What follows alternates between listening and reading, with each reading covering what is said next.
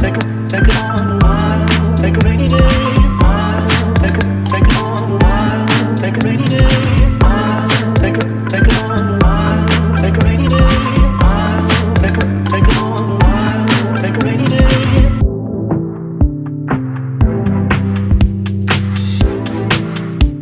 All right, we're back in Vegas. Took about 3 weeks off. No poker for 3 weeks. Feeling really good though. It's Saturday night. I'm at the Wynn. Jesse's right outside this car. I'm gonna play some 2-5. He'll probably hop in the 5-10. It's deep stacked, cash games. Let's get after it and win a lot of money. So first hand of the night, low jack limps in for $5. I'm in the hijack with ace-5 of diamonds and raise it up to $25. The Saturday night crowd did not come to fold as button, small blind, big blind, and low jack all make the call. So 5 ways to a flop. The dealer gives us top pair, top kicker on a board of 5-3-3 rainbow. Checks around to me. I see bet for $35. Big blind is the only one who comes along. The turn brings a deuce of clubs. Big blind checks to me. I'm not really gonna be ISO raising with 6-4 or ace-4 probably pre-flop, maybe ace-4 sometimes, but usually I would just call that hand, and 6-4 I'm probably not entering the pot with. You know, I don't have the nuts a lot, and the big blind can have more 3x as well. So he has more straights, more 3x, and he can certainly have 6s through 9s even. So all that being said, I decide to check this one back on the turn. River comes with 3 diamonds. So now we have a boat, and when he checks again, I think that he doesn't have 6s through 8s anymore, and he probably doesn't have a 3, although he could get tricky. So I'm gonna try to get a crying call out of pocket 4s, ace high. So I bet $75. He doesn't take too long before folding, and we take down a little pot. Couple hours go by before we get involved in anything interesting. Starting to test my patience just a little bit, but I open 6-5 of diamonds, under the gun 1 to 15. Hijack 3 bets to $55, folds back to me. I'm gonna flick in the call. I like having some of these middling suited connectors in 3-bet pots because they just don't really see it coming and they're really easy to play, even out of position. Flop comes down king 8-3, 2 hearts and a diamond. I check expecting this hand to be over, and my opponent checks back. The turn is a 4 of clubs. Now I see my opening. I have an open ender. He checked back. I doubt he's checking back a king all that often with a flush draw on the flop and against what he probably perceives as a pretty solid range. So I'm gonna go for it. I bet $75 into 117. He thinks for a while, mulls it over, eventually lays it down, and we get a nice little bluff through with 6 high. Shortly after that, we pick up ace king in the low jack and raise it up to $20, and both players in the blinds come along.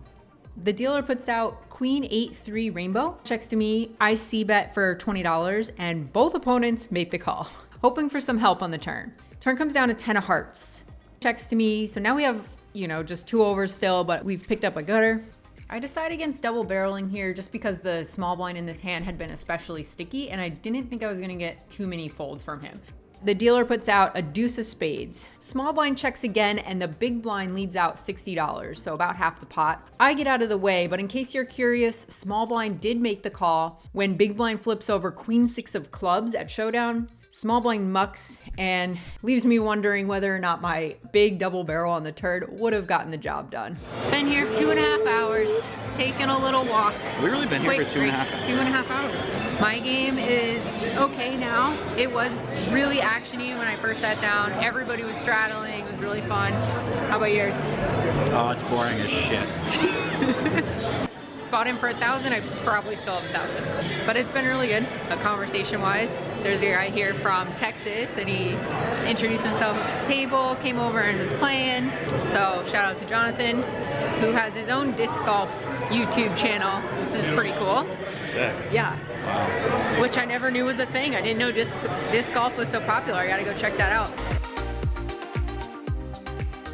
So I jump back into the mix and get involved in a 4-way pot. This one, under the gun, opens to 25. Low jack and button come along, and I flick in the call too from the big blind with ace 10 of diamonds. We all see the flop. It comes king 7-5 with 2 diamonds. So we flopped a nut flush draw, liking it so far.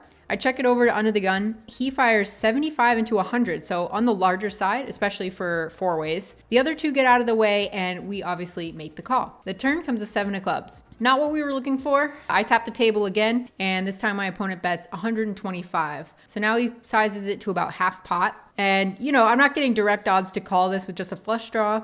And my prospects of eking out value on the river aren't looking so good because I'm out of position. So to make this turn call good, I would have to expect my opponent to call a lead from me on the river when I do make my flush, and I would need him to call a pretty sizable bet.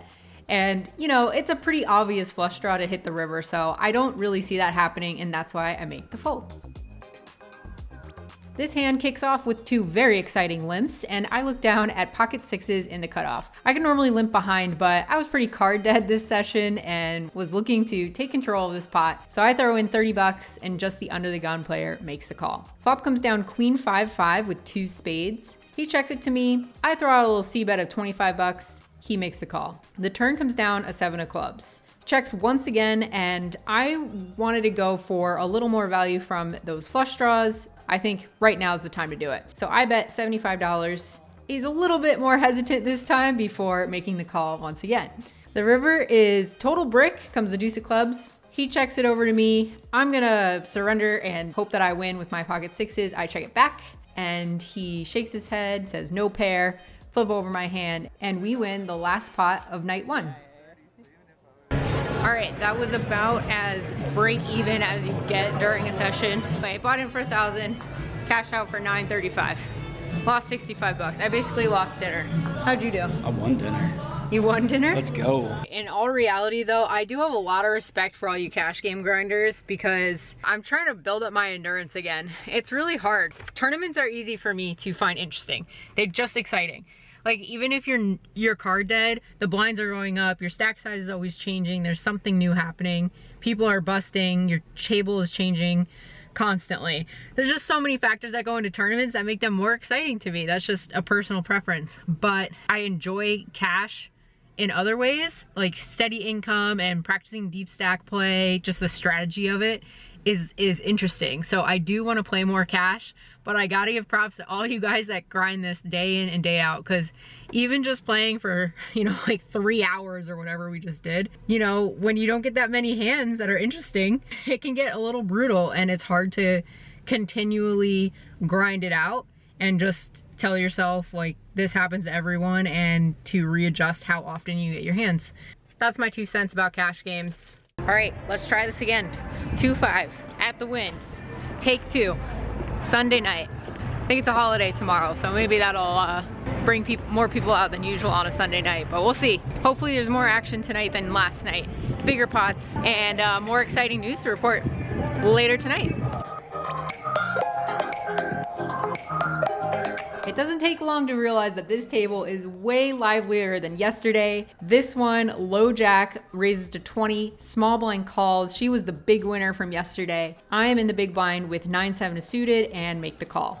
Flop comes down 10-8-3, flop ourselves an open ender. We both check it to the pre-flop raiser, who has been in every single pot, and he has recently shown down 5 deuce offsuit. So yeah, we're dealing with a guy who's in every single hand. He bets $35, small blind folds, and I have a decision. I could raise, I could call. I decide to call this time. The turn brings us the nuts. Turn comes a 6 of clubs, and I check it over to him once again, playing in flow, and he bets only 45 this time, quite small. So I'm definitely gonna raise. I wanna get more money in this pot. I don't wanna let him check it back on the river after betting so small on this turn. So I raise it up to 150. He doesn't think long at all before making the call. The river is a deuce of clubs. So the backdoor flush draw does come in, but I'm not worried about that yet until he gives me reason to. So I bet $300 into 430, trying to squeeze out as much value as I can from this guy. But he doesn't take very long and he makes the fold. All right, continuing these multi-way pots, I open 9-8 of hearts under the gun to 15. Under the gun 1 calls, and the same player from the 9-7 hand 3 bets to $45. Small blind cold calls, big blind calls as well. I guess I'm calling. I flick in the 25 bucks, and under the gun 1 folded. Half the table is ready to see 3. The dealer puts out 7, 6, 3, all hearts. So fair to say I'm the happiest of the 5 with this flop. Checks around to the pre-flop raiser and he bets $90. So a little less than half the pot. Small blind and big blind folds. And you guys, all that happened in my brain was it said something, something balance. And I just call. I thought I'd show you what my C game looked like. So all I did was call here. Not too happy with this. Obviously, I would prefer a raise. I have an open-ended straight flush draw. I flop a 9-high flush. It is still vulnerable, and he bet tiny. So there's all these reasons to raise, and I just didn't. So definitely not happy with that. Turn comes a king of clubs. I check it to him again. He bets 90, a tiny, tiny bet. Well, I learned my lesson on the flop. I'm gonna try to get it all on this turn. Yes, it's a tiny bet and it seems like a big shove to go for, I think he had a 400 left behind that bet in his stack, but the pot size, his stack to pot ratio is like 1. I learned my lesson on the flop. I try to go for the max here, even though it's super awkward now since I didn't raise. I jam it all in. I put him in for 490 total and shakes his head, doesn't like this, eventually lays it down. And I think I found a way to make the minimum with this 9-high flush against this particular player. All right, time to shake that one off and just play better going forward. Same guy in this one opens to 20 under the gun. Under the gun 1 calls 20, cutoff calls 20, and I look down at 2 10s on the button. Easy squeeze spot. I raise it up to $125, and our friend under the gun jams the rest of his money in there. He had lost a little bit in between. His total stack was somewhere around $318. Everyone else folds. I quickly make the call. If anyone deserves it, it's this guy. So I stick in the money. When the board runs out, ace, king, something, he shakes his head. He says, oh, you got it. He lifts up his cards enough for me to see an offsuit 4 in there, but it doesn't matter. I had already turned over my 10s and he mucks his cards. So my 10s hold up here and we win a decent sized pot.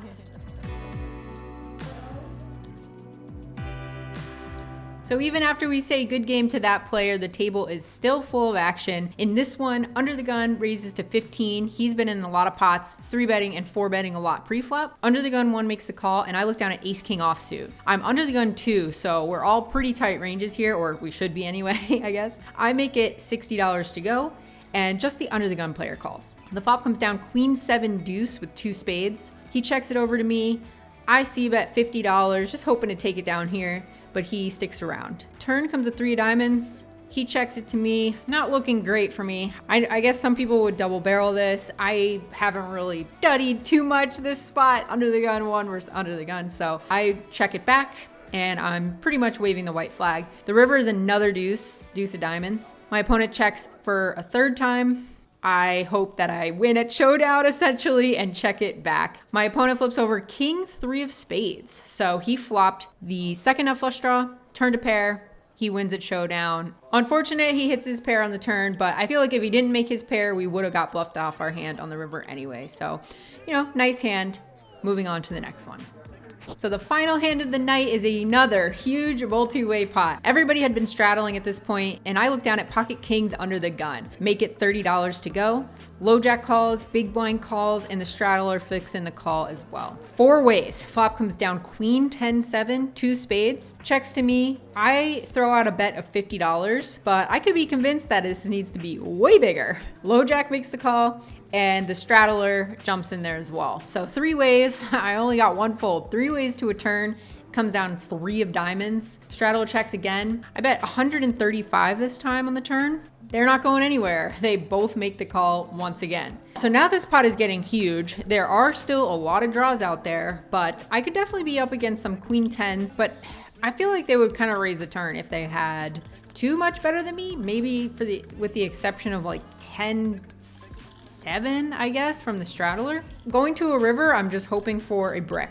But the poker gods are not with me in this one, and it comes down a deuce of spades. The front door flush gets in, straddler checks, I check, and low jack quickly checks it back. We're both unhappy to see that straddler had the 4-3 of spades. So he's got his 4 high flush, better than both of ours. I muck my hand. Low jack claimed he had 2 pairs, so apparently we weren't winning against anybody in this one. So that's how we end the night. We take a big hit to our stack. Time to rack up and get out of here. Well, pretty roller coaster 3 hours. Another short session today, just a couple hours. We got here really late. Anyway, I bought in for 1,000, cashed out for $13.85, so I made a little profit on the night. It was a lot more action tonight, and it was really encouraging. Really encouraging for the cash game scene, because I was starting to get a little worried that I was just picking all the wrong times, or that, you know, games are just dead or something in Vegas. But it's just a matter of moving tables and heading down to the casino a lot more often, so you get in those good games. Anyway, that's all for now. Good luck at the tables, you guys, if you're out there grinding. I have newfound respect for all you cash game grinders. It takes a lot of patience, a lot of hustle, moving around your tables, trying to find a good game. And I'll catch you on the next one. Bye. Take a rainy day.